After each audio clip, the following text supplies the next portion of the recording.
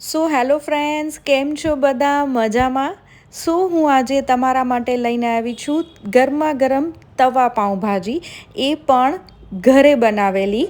સો આપણે જોઈએ કે કેવી રીતે બને છે.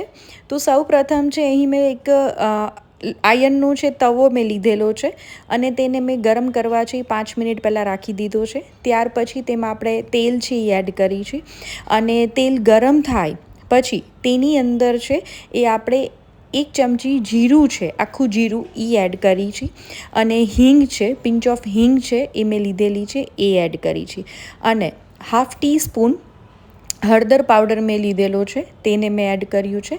અને તમે જોઈ શકો છો કે અહીં બધા મેં ટમેટું, ડુંગળી, વટાણા, કેપ્સિકમ અને આદુ લસણ મરચાંની પેસ્ટ મેં કરેલી છે.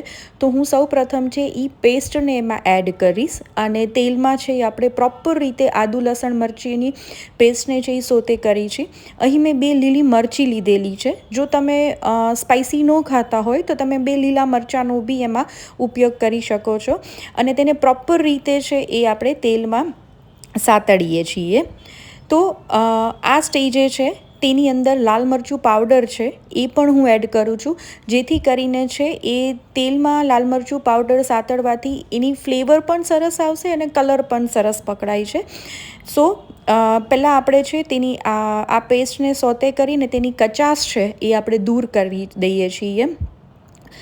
ત્યાર પછી આ પેસ્ટમાં જે થોડુંક અરાઉન્ડ 3 થી 4 ચમચી જેટલું પાણી છે હું એડ કરું છું, જેથી કરીને આપણા મસાલા જે આપણે એડ કરેલા છે એ બળી ના જાય અને એ પ્રોપર રીતે છે એ સોતે થઈ જાય. સો તવા પાઉંભાજી બનાવવાનું મેઇન એની જે ફ્લેવર એન્હાન્સ થાય છે એ આ સ્ટેપથી થાય છે, બિકોઝ આપણે આદુ લસણ મરચાંની પેસ્ટને છે એ આપણે તેલમાં આ રીતે છે એ સોતે કરીએ છીએ.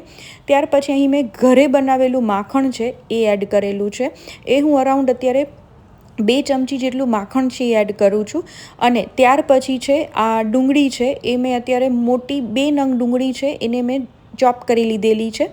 તો હું અત્યારે એને એડ કરું છું અને આપણે છે તેને પ્રોપર રીતે છે એ હલાવીએ છીએ અને ડુંગળી લાઇટ ગુલાબી કલરની થાય ત્યાં સુધી છે આપણે એને સોતે કરીએ છીએ. અને તવામાં છે એ ફ્લેમ છે એ ઓલ ઓવર તવામાં છે એ સ્પ્રેડ થાય છે, એટલે જે એની પ્રોસેસ છે પાઉંભાજી પકાવવાની જે પ્રોસેસ છે એ મીનવાઇલ થોડીક જલ્દી થાય છે. અને તમે જોઈ શકો છો અહીં મેં વટાણા પણ એડ કરી દીધા છે અને ત્યાર પછી છે એમાં મેં ટામેટાં એડ કરું છું અને તેને પણ છે આપણે પ્રોપર રીતે છે એ સોતે કરી છે. સો તમે કઈ રીતે પાઉંભાજી બનાવો છો એ પણ મને કોમેન્ટમાં જરૂરથી ચોક્કસ કહેજો. અને જો તમે મારી ચેનલ સબસ્ક્રાઈબ ના કરી હોય તો તમે મારી ચેનલને બી સબસ્ક્રાઈબ કરી દેજો. ટમેટાં છે એ એડ કર્યા પછી થોડા મેસી થાય અને ટમેટાં છે તેનું પાણી છોડે એ રીતે છે આપણે એને સોતે કરવાના છીએ. અને તમે અત્યારે મેં લીડ ઢાંકીને એને સોતે નથી કર્યા. જો તમને આ સ્ટેજે વધારે ટાઈમ લેતો હોય તો તમે આ સ્ટેજે નાનકડું ઢાંકણ ઢાંકીને તમે તેને સોતે કરી શકો છો, તો જલ્દી પ્રોસેસ થશે. હવે આની અંદર હું પાઉંભાજીનો મસાલો છે એ હું એડ કરી દઉં છું. આ જ સ્ટેજે છે એ બધા મસાલા એડ કરી છે, જેથી કરીને એની ફ્લેવર છે એ ખૂબ જ સરસ આવે અને બધા મસાલા આપણા ટમેટાં અને ડુંગળીના મિક્સરમાં છે એ પ્રોપર રીતે છે એ સતળાઈ જાય. સો આ સ્ટેજે હું ફરીથી થોડુંક છે એ માખણ, ઘરનું બનાવેલું માખણ છે એ એડ કરું છું અને એ માખણ એડ કરી અને ફરીથી છે એ પ્રોપર રીતે આપણે સોતે કરીએ છીએ. સો ફ્રેન્ડ્સ, હવે તો ગ્રીન પાઉંભાજી છે, બ્લેક પાઉંભાજી છે, એવી ઘણી બધી પાઉંભાજી છે એ આપણે બનાવતા હોઈએ છીએ અને બહાર રેસ્ટોરન્ટમાં બી અવેલેબલ છે, પણ ઘરની પાઉંભાજીની વાત જ કંઈક અલગ છે. સો સિમ્પલ સોબર મસાલાથી છે આપણે આ પાઉંભાજી બનાવી છે અને એક લાસ્ટમાં છે એ મેં કેપ્સિકમ એડ કરેલું છે. કેપ્સિકમ છે એ એક લાસ્ટમાં આપણે એડ કરી છે બિકોઝ એનો ક્રંચ છે એ એમનેમ જળવાઈ રહે. જો આપણે ડુંગળી જ્યારે એડ કરી છે ત્યારે આપણે કેપ્સિકમ એડ કરી દીધું હોય તો એ મેશી થઈ જાય છે અને એનું પાણી છોડી દે છે. એટલે થોડીક લાઈક પાઉંભાજી છે એ સોલિડ જોતી હોય તો તમે કેપ્સિકમ છે એ લાસ્ટમાં તમે એડ કરી શકો, તો એના ચંક્સ છે એ આપણે બાઇટિંગમાં આવે. તો તમે જોઈ શકો છો આપણો પાઉંભાજીનો કલર છે એ ખૂબ જ સરસ રીતે છે એ લાલ આવી ગયો છે. સો તમે જોઈ શકો છો કે આપણું જે મિક્સર છે ટમેટા ડુંગળીનું એ ચડી ગયું છે. તો હવે એને છે એક ડીશમાં છે આપણે ધીમેથી એને છે એ કાઢી લઈએ. અને મેં અહીં 2 બટાકા, નાનું બીટરૂટનું એક પીસ અને રીંગણ છે એ મેં એક લીધેલું હતું અને તેને છે એ મેં સીટી મારી 3 થી 4 સીટી મારી અને મેં તેને બાફી લીધેલું છે. મેં અહીં ફ્લાવરનો ઉપયોગ નથી કર્યો. જો તમારે ફ્લાવરનો ઉપયોગ કરવો હોય તો તમે ફ્લાવર બી એડ કરી શકો છો. તો આ જ તવામાં છે એ હું ફરીથી તેલ છે એ હું એડ કરું છું. ફર્સ્ટ ઓફ ઓલ આપણે તેલ છે એ એડ કરી દઈએ છીએ અને આ જ તવામાં છે આપણે પાઉંભાજી પ્રિપેર કરી છે.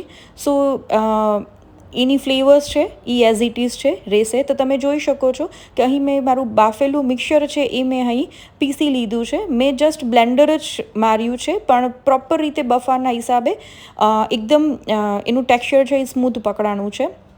સો ફર્સ્ટ ઓફ ઓલ છે એમાં એક લાલ મરચું પાવડર 1 ચમચી છે એ એડ કરી છે, જેથી કરીને આપણી પાઉંભાજીનો ફરીથી કલર છે એ સરસ પકડાય. અને વેજીટેબલ્સ બાફતી વખતે મેં ફક્ત એમાં મીઠું જ એડ કરેલું છે, એમાં બીજા કોઈ પણ મસાલા એડ કર્યા નથી. એટલે તેના ભાગનું લાલ મરચું પાવડર છે આપણે તેલમાં એડ કરી છે. અને ત્યાર પછી છે આપણું બાફેલું મિક્સર છે એને આપણે એડ કરી દઈએ અને એને પ્રોપર રીતે છે એ સાતડી દઈએ છીએ. અને આ ટાઈમે છે એ ગેસની ફ્લેમ છે એ મીડિયમ ટુ હાઈ ફ્લેમ ઉપર રાખવાનું, જેથી કરીને એનો જે સ્મોકની ઇફેક્ટ છે પાઉંભાજીમાં, તવા પાઉંભાજીમાં એ આવી જશે. અને એટલે જ કહેવાય છે ને કે તવા પાઉંભાજી ખાવાની મજા જ કાંઈક અલગ હોય છે.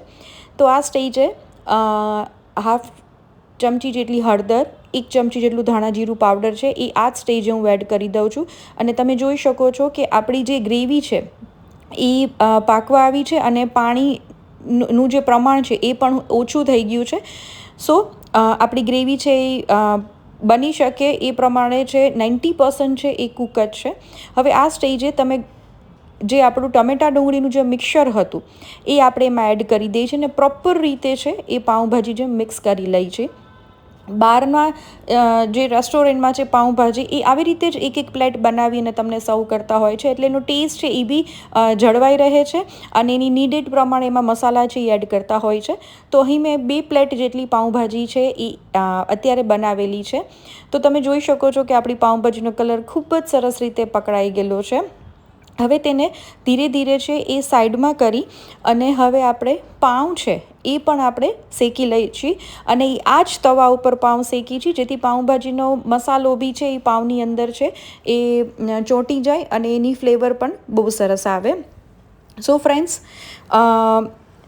જો તમારે ગ્રીન પાઉંભાજી આની રેસીપી જોતી હોય તો તમે એ પણ મને કોમેન્ટ સેક્શનમાં કહેજો, તો હું એ પણ રેસીપી છે એ તમારી સાથે મારી શેર કરીશ. તો હવે અહીં પણ મેં બટર લીધેલું છે, માખણ, ઘરનું બનાવેલું માખણ છે એ લીધેલું છે. તેમાં પણ હું પિંચ ઓફ લાલ મરચું પાવડર એડ કરી અને તેને પ્રોપર છે એ ગરમ થવા દઈએ છીએ. અને ગરમ થઈ જાય ત્યાર પછી છે પાઉંને આપણે શેકી લઈએ છીએ આ જ તવા ઉપર. અને થોડુંક મેં પાઉંભાજીનું ગ્રેવી છે એ જસ્ટ બટરમાં ભેળવી દીધી છે, જેથી એમાં ફ્લેવર આવે. અને તમે જોઈ શકો છો આ રીતે આપણે પાઉંને પ્રેસ કરતા જઈએ છીએ અને શેકતા જઈએ છીએ, જેથી આપણા પાઉંમાં પણ પાઉંભાજીની ફ્લેવર છે એ બેસી જાય છે. અને તમે આ ભાજી છે એ ચોક્કસથી ટ્રાય કરજો, જેથી કરીને તમને લારી પર જે બહાર પાઉંભાજી મળે છે એટલો જ સરસ ટેસ્ટ આવશે.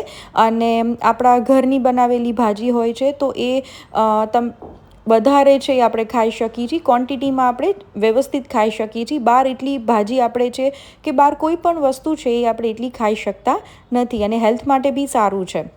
સો તમે જોઈ શકો છો આપણા પાઉં છે એ રેડી છે. તો હું એને બંને સાઈડથી છે એ દબાવી અને પ્રેસ કરતા જઈએ છીએ અને પાઉં છે એ આપણે રેડી કરતા જઈએ છીએ. સો આ સ્ટેજે છે આપણી પાઉંભાજી અને પાઉં બે તૈયાર છે. હવે આપણે એને એક ડીશમાં છે એ લઈ લઈએ છીએ અને ભાજીને છે એને પણ એક બાઉલમાં છે એ કાઢી લઈએ છીએ.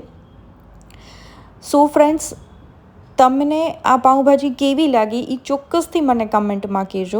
અને આ ભાજીને છે એ ગરમા ગરમ જ આપણે સર્વ કરીએ છીએ અને ઉપરથી જો તમારે બટર છે એ એડ કરવું હોય તો તમે બટર બી એડ કરી શકો છો. અને તમે જોઈ શકો છો કે આપણી ભાજી જે ખૂબ જ સરસ રીતે બનીને તૈયાર થઈ છે. So thank you.